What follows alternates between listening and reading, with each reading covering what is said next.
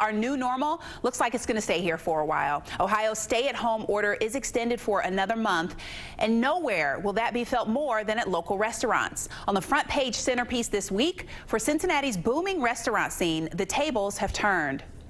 Restaurants are at the heart of Cincinnati's renaissance. They fueled the growth of neighborhoods like OTR, Pendleton, and Pleasant Ridge. But the coronavirus hit them hard and hit them first. Jean Robert closed his fine dining spot, Restaurant L, for good.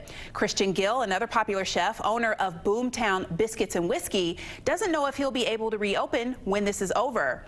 Analysts say that will be the case for more than 50% of restaurants.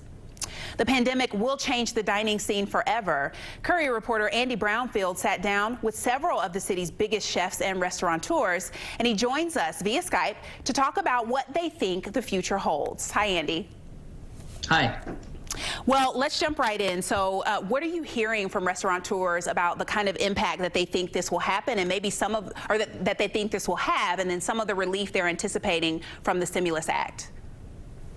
Well, there's a lot of uncertainty. The Stimulus Act is a 800-page bill that includes a lot of provisions. The one that's most applicable to restaurants is about $350 billion loan fund that will help them as long as they meet or maintain certain payroll quotas pre-coronavirus. So it's really hard, when they are forced to lay off their staffs or close their doors to dine-in service to bring back all of their workers in order to qualify for these loans. And there's a lot of confusion as to how that's going to work. It's a very rapidly moving situation, so it changes day to day. You're absolutely right. There have been so many changes just over the last couple of weeks. We also have the new program, the Paycheck Relief Program, I think, launching today through SBA. So I know a lot of small business owners will be applying for that as well, combing through so much paperwork and so much language to try to understand what's best for them. But like you said, so many of them are figuring it out each day. What have you heard as far as landlords, or what are restaurant owners anticipating from landlords as far as being able or being impacted by the coronavirus? Well, that's tough because these landlords, they have their own loans to pay off, so they can't just wave a magic wand and say, hey, don't pay us rent this month, because then they're not going to be able to pay their mortgages on those buildings.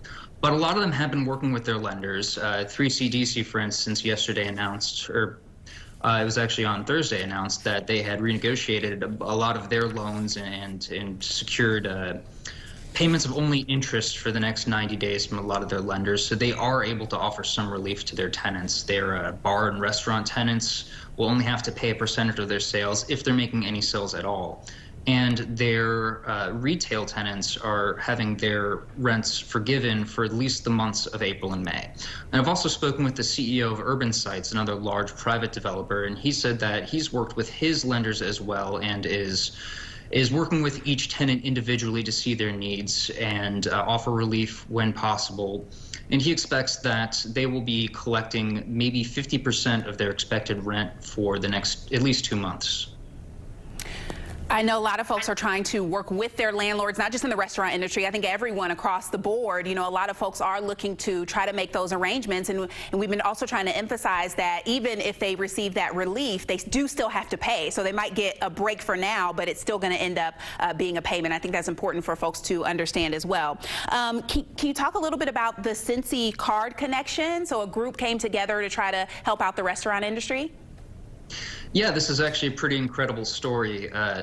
3CDC tapped into $20,000 of its own budget that came as it merged with Downtown Cincinnati Incorporated back in the beginning of 2019.